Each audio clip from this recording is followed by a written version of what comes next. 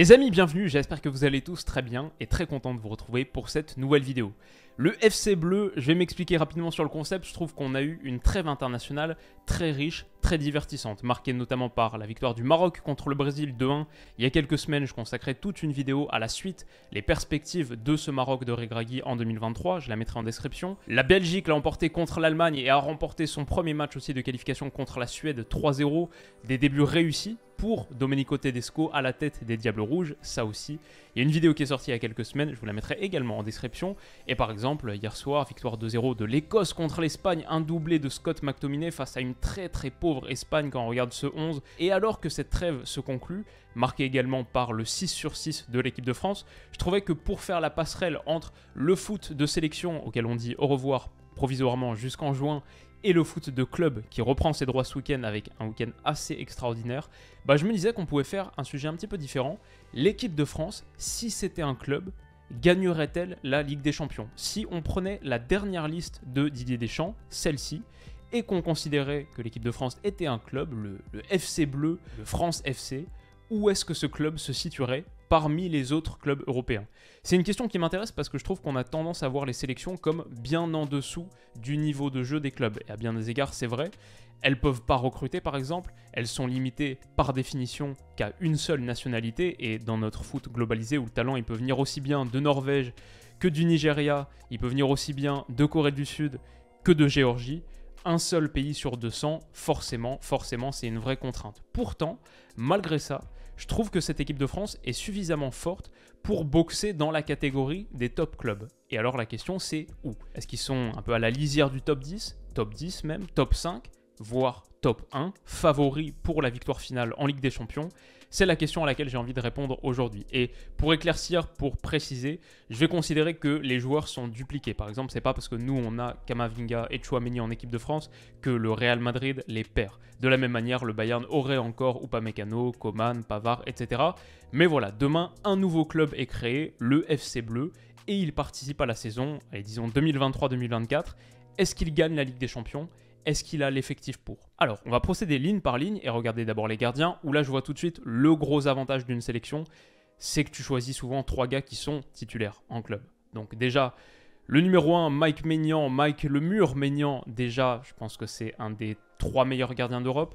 Attention aux blessures, c'est vrai pour lui, mais sinon, que ce soit sur sa ligne, le jeu au pied, les pénaltys, l'anticipation, la lecture, waouh, c'est un immense gardien. Areola, le problème c'est qu'il n'est pas tout à fait titulaire à West Ham, joue surtout les matchs de coupe, donc ça c'est un peu en dessous.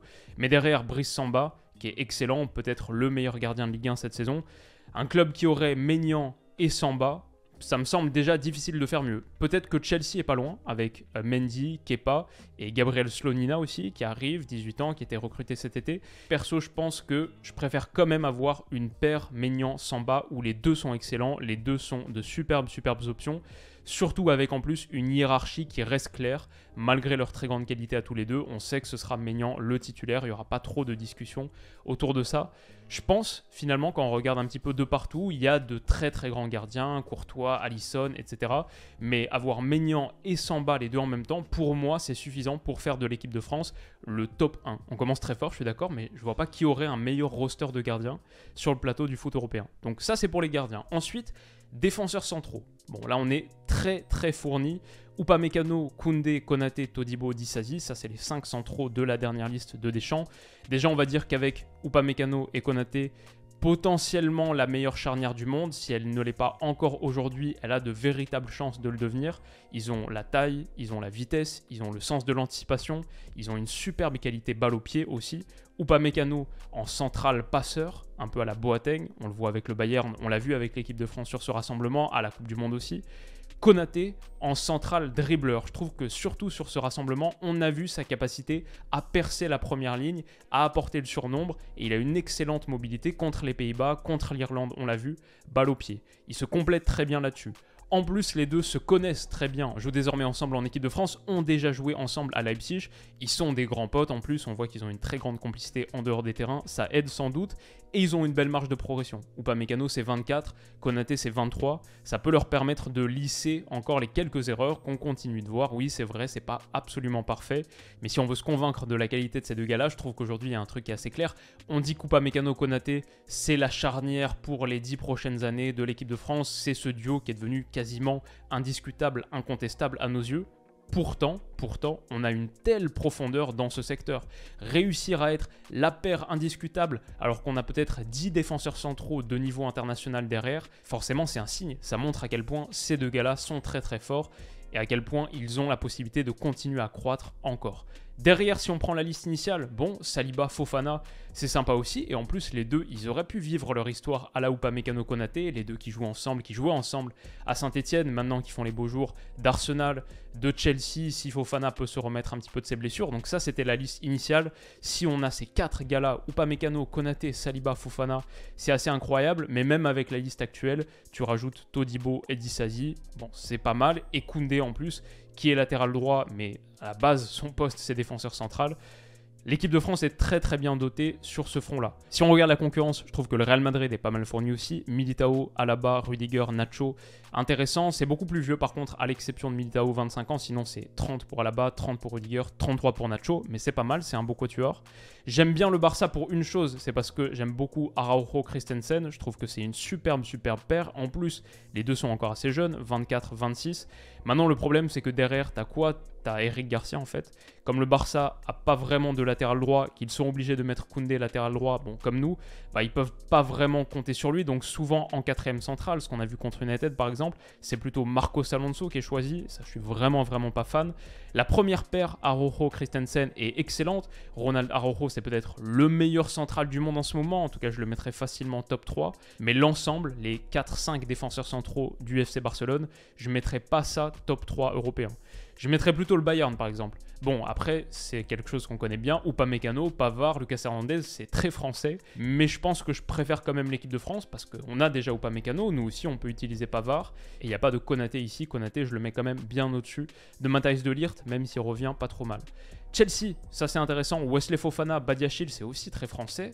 Thiago Silva, Trevor Chalobah, Kalidou Koulibaly. T'as deux vétérans très expérimentés. Koulibaly, 31 ans. Thiago Silva, 38 ans. Chalobah, Fofana pour la suite, pour l'avenir, Badiachil également. Chelsea c'est intéressant, Chelsea c'est un très très beau quintet.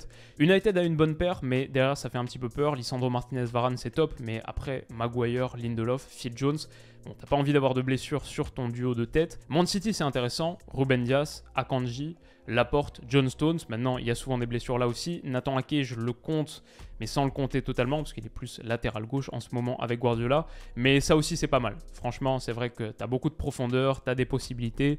L'AC Milan pourquoi pas, Tomori, Kalulu, Thiaw, bon Gabia, Kier, ok c'est peut-être un peu en dessous. Il y a beaucoup de clubs qui sont bien fournis sur les centraux, mais je dirais que Upamecano, Konaté, comme c'est pas loin d'être la meilleure paire que tu peux faire en Europe, et que derrière si on considère Fofana, Saliba, pour moi, ça, ce serait top 1. Maintenant, avec Todibo et Disasi, c'est quand même pas mal. Je le mets top 3. Donc, disons, entre top 1 et top 3 pour les défenseurs centraux français. Top 3 si on se cantonne vraiment à la liste qui a finalement disputé ce rassemblement international. Les défenseurs latéraux maintenant, là, ça devient beaucoup plus compliqué pour nous. Koundé, Pavard à droite. Théo Hernandez, Eduardo Camavinga à gauche. Déjà, ça fait qu'un seul latéral de métier sur les 4, qui est assez inconstant en plus. Il est parfois un des tout meilleurs latéraux gauche du monde, parfois il est beaucoup moins convaincant. Aujourd'hui, Théo, je le mets sans doute top 3, top 5, pour sûr en dessous de Nuno Mendes et Alphonso Davies. Le reste, c'est correct pour l'équipe de France, mais comme on a dit, c'est pas vraiment des latéraux non plus, alors que le Bayern, par exemple, a Davies et Cancelo, un sur chaque côté. Mazraoui, Stanisic, Lucas Hernandez derrière, avec de la profondeur sympa. Le PSG a Nuno Mendes, Hakimi, sur les titulaires, c'est vraiment top. Nordi Mukiele, c'est sympa aussi. Bon, Bernat, c'est vraiment en dessous. Timothée Pembele également. Chelsea, Chilwell, Reece James. Après, Azpilicueta, Lewis Hall, Marco Corella, ok. Arsenal, Ben White, Zinchenko en titulaire, c'est pas mal. Et en plus, la profondeur est sympa aussi. Tierney, Tomiyasu. Le Real, c'est pas foufou. Leur problème, c'est qu'il n'y a pas vraiment de latéral gauche pour suppléer Ferland Mendy. Du coup, ils se retrouvent avec Eduardo Camavinga. C'est quelque chose qu'on connaît bien, nous. Et à droite, peut-être qu'il faudrait tester le petit Vinicius Tobias. Le Barça, c'est un peu la même chose, mais juste inversé. Baldé, c'est très bien. Mais sinon, à droite, qui est-ce qu'ils ont véritablement quoi? Juste Sergi Roberto, donc ils sont obligés de mettre Jules Koundé, qui rend bien service, hein, mais encore une fois, c'est pas son poste à la base. Et sinon, sous Baldé, Alba, c'est quand même très vieillissant, même si c'est intéressant dans certaines configurations. Alonso, pour moi, c'est en dessous de tous les autres. Finalement, le Barça, avec Koundé, comme le Real, avec Camavinga, est obligé de faire jouer un Français dans une position qui n'est pas sa position naturelle pour combler un trou dans son effectif. Bon, les mêmes trous qu'essaye de combler Didier Deschamps, à peu près de la même manière d'ailleurs. Mais sinon, quoi, on a City avec Ake, Walker, c'est intéressant. En plus, Rico Lewis, Sergio Gomez derrière. Un peu de profondeur avec de la jeunesse. Ouais, bon, je pense que quand on a vu tout ça, aujourd'hui, j'ai du mal à mettre l'équipe de France top 5. Ils sont sans doute top 10 quand même, mais pas bien au-dessus. Sur les milieux maintenant, ça, c'est pas facile du tout, parce qu'on a un beau trio titulaire avec Tchouaméni, Rabiot et Griezmann, désormais qui a reculé dans une position qui lui convient bien. Et derrière, Kefren, Verretou, Youssouf Fofana qui ont été convoqués. Je vais aussi compter Camavinga parce qu'il a joué 6 contre l'Irlande. Malgré le fait que Didier Deschamps disait qu'il le prenait pour être latéral gauche, il a joué 6 titulaires contre l'Irlande et il a été très bon. Quand tu ajoutes Camavinga, c'est pas si mal. Griezmann, Tchouaméni, Rabiot, Camavinga. En plus, si on considère peut-être qu'à un moment, Pogba et Kanté reviendront, mais je suis pas sûr qu'il faille trop y penser.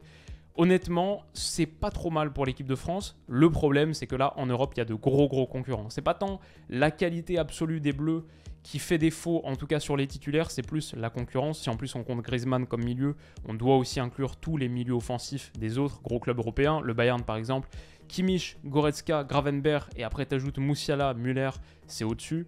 Le Real, bah, tu as déjà Tchouaméni et Camavinga, mais en plus tu as Toni Kroos, Modric, Ceballos et Federico Valverde. C'est très costaud, c'est au-dessus aussi je pense. Le Barça, Busquets, Pedri, Frenkie de Jong, Gavi, le carré magique de Xavi, et puis tu peux ajouter Franck Kessié, Pablo Torre. C'est un style très particulier.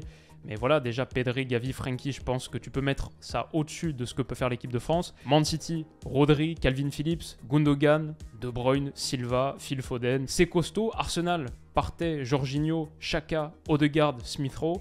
United, pourquoi pas. Je suis pas un grand fan de Scott McTominay. Je crois plus trop malheureusement en Donny van de Beek. Mais sinon, Casemiro, Eriksen, c'était un superbe double pivot avant la blessure d'Eriksen. Zabitzer, Fred qui est pas mal en ce moment. Bruno Fernandes quand tu ajoutes ça au-dessus. Bon, Liverpool pas trop, c'est plutôt leur problème. Mais Chelsea, avec son avalanche de milieu offensif, quand tu considères les Mount, Havertz, Joao Félix, mais en plus, je sais pas, Kanté, Zakaria, Enzo Fernandez, Kovacic, Gallagher, Loftus-Cheek, Chukwuemeka, de la profondeur et de la qualité. Même Dortmund, c'est pas si mal. Bellingham et les autres. Tu peux ajouter Julian Brandt qui fait une très bonne saison. En tout cas, avec certitude, je mets l'équipe de France en dessous du Bayern, du Real, du Barça et de City. Peut-être même d'Arsenal, d'United, à voir. Je pense que l'équipe de France, son entrejeu est top 5 max. C'est déjà pas mal, hein. Mais top 5 max, ça peut manquer un petit peu de profondeur derrière la qualité des titulaires, surtout si Pogba et Kanté ne reviennent pas. Et on prend plutôt cette direction, j'ai l'impression. Les ailiers maintenant, les offensifs de côté, où on a donc Kylian Mbappé, Kingsley Coman, Moussa Diaby, et sinon Randal Kolo Muani et Marcus Thuram, je les ai inclus parce qu'ils peuvent jouer dans ce rôle. On a vu Kolo Muani à droite, Marcus Thuram, tu peux le mettre à gauche aussi. Alors il manque Ousmane Dembélé, c'est vrai, mais pour moi, même en l'état, ça va être extrêmement difficile pour n'importe quel club de rivaliser à partir du moment. Peut-être qu'on n'a pas la plus grande profondeur, pas la plus grande qualité sur les deux postes, les deux ailes, mais à partir du moment où tu as Kylian Mbappé, forcément, ça va être dur de faire face quand tu sais que le club qui possède Kylian Mbappé, c'est ça son secteur offensif. Donc pour moi, il ne peut pas rentrer dans le débat, il ne peut pas rentrer dans la discussion.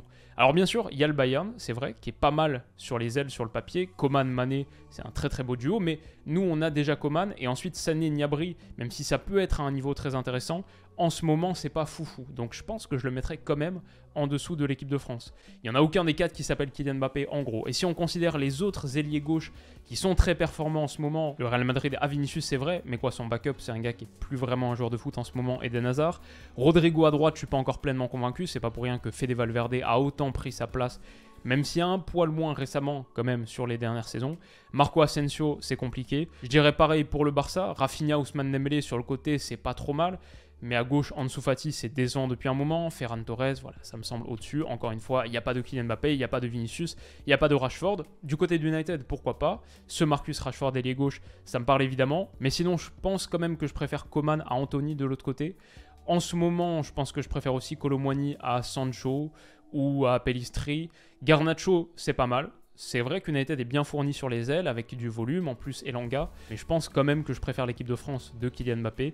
Voilà, pour moi, sans être extraordinaire sur sa profondeur, la seule présence de l'alien, de l'OVNI KM7, mais le DF top 1 sur ses ailiers, sur ses offensifs de côté.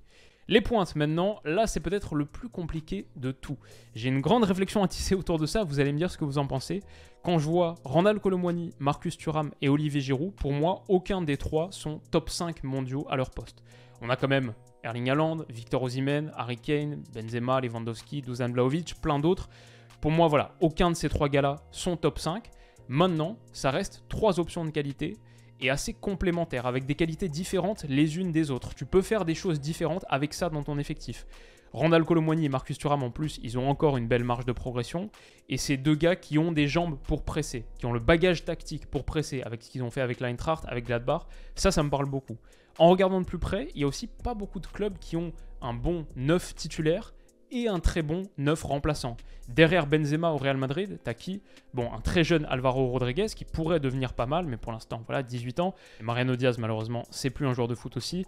Derrière Lewandowski, t'as qui? T'as littéralement personne. Xavi est obligé de mettre Fati, Ferran Torres en pointe quand il est out. Derrière Kane, t'as qui? Richarlison. Derrière Osimhen, t'as qui? Giovanni Simeone, qui est pas mauvais, mais zéro titularisation en Serie A cette saison. Un temps de jeu famélique. Arsenal, je trouve qu'on a bien vu les limites d'Eddie Nketiah, notamment à la finition en l'absence de Gabriel Jesus. Chelsea a plein de bons joueurs offensifs, mais pas de super neuf. United, c'est Weghorst, Martial. L'Inter aurait pu être un concurrent. L'Inter avec une belle paire Lautaro, Lukaku et Dzeko en troisième homme. Mais malheureusement, Lukaku, ça marche pas du tout aussi bien qu'en 2021. Bon, avec la Belgique, récemment, c'était pas trop mal, mais avec l'Inter, c'est difficile. Finalement, à part Man City, qui a la chance d'avoir Erling Haaland et Julian Alvarez, bah finalement, quand on regarde le panorama du foot européen, c'est rare des clubs qui ont un super neuf titulaire et un très bon neuf remplaçant aussi. Bon, maintenant, pour moi, ça soulève quand même une question, c'est qu'une pointe, aujourd'hui, il n'y en a qu'une seule titulaire. C'est très très rare les systèmes à deux attaquants. Donc, est-ce qu'il vaut pas mieux un de top niveau, quitte à avoir pas vraiment de solution derrière? C'est un risque auquel l'équipe de France est moins exposée. On peut aussi imaginer dans un monde idéal que Kolo Muani poursuive sa progression par exemple et se mette au niveau des meilleurs attaquants du top 5 européen. Pour moi, c'est assez dur à évaluer. En attendant, je dirais que l'équipe de France, sans avoir de pointe top 5 mondiale pour l'instant, grâce à sa profondeur et grâce à la variété de ses profils, serait pas loin du top 5. Ma conclusion donc, est-ce que cette équipe de France gagnerait la Ligue des Champions? Disons, pourrait gagner la Ligue des Champions? Ma réponse c'est oui. Sans l'ombre d'un doute, je pense que cette équipe de France a un effectif très très costaud, assez rare pour une sélection nationale, et je pense d'autant plus qu'elle pourrait gagner la Ligue des Champions, que je vois aucun cadre aujourd'hui qui est fondamentalement impressionnant.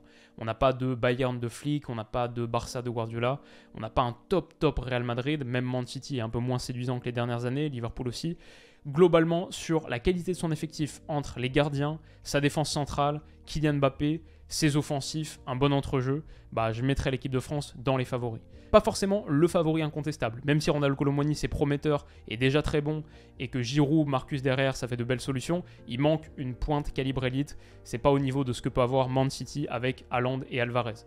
Au milieu, sur les défenseurs latéraux, ça me semble aussi nettement en dessous d'un Bayern par exemple. C'est pour ça que, même si vous les mettez favoris pour la Ligue des Champions, je vous ai posé la question il y a quelques jours, à 68%, vous mettez cette équipe de France favorite pour la Ligue des Champions. Personnellement, je serais plutôt ici. Je les mets top 3 juste en dessous du Bayern et de City. Alors il y a quelques autres éléments aussi, j'ai surtout voulu angler la réflexion sur la qualité de l'effectif. C'est ça que je trouvais le plus intéressant. Mais évidemment, bon, le paradigme pour cette équipe de France, il est différent. Déjà, tout le monde parle la même langue. Niveau cohésion, c'est pas mal. Ça, c'est un gros point positif pour moi. Sur les points négatifs, maintenant, je pense que si tu transformais cette sélection en un club, ça fait que maintenant, tout le monde a sa place garantie, au moins jusqu'à la fin de saison. Peut-être que tu perds un petit peu de l'exigence intrinsèque à une sélection, et en l'occurrence à l'équipe de France, qui est quand même une équipe dont tu peux être viré tous les 2 mois, et dont tu vas être viré tous les 2 mois si derrière tu fais pas le job, et si derrière tu fournis pas le maximum d'efforts, que tu n'es pas à 110%, parce que le réservoir français est si vaste. Peut-être que tu perds aussi un peu du prestige de l'équipe de France. Se battre pour ce maillot, ça devient plus facile de faire les efforts défensifs. On le voit notamment avec la contribution de Kylian Mbappé, même si peut-être le collectif est plus performant qu'au Paris Saint-Germain, que c'est plus utile de faire les efforts.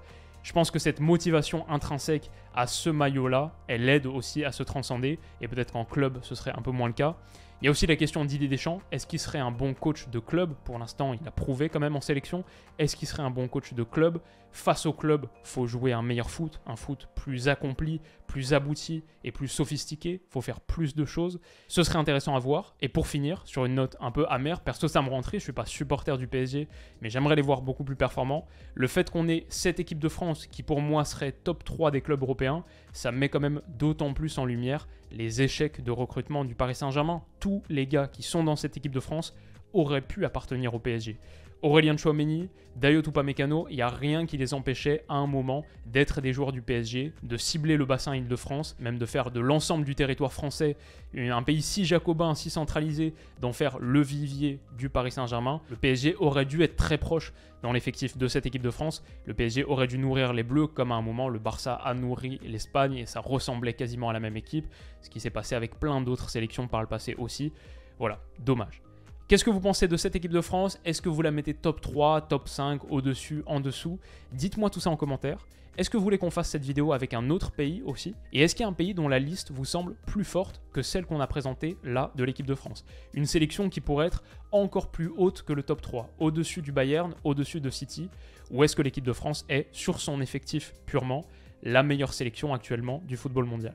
Dites-moi tout ça en commentaire, on se retrouve très vite pour une prochaine vidéo, très vite, elle arrive extrêmement rapidement, soyez à l'affût, et en attendant, je vous souhaite de passer une excellente journée, prenez soin de vous, et à bientôt, bisous.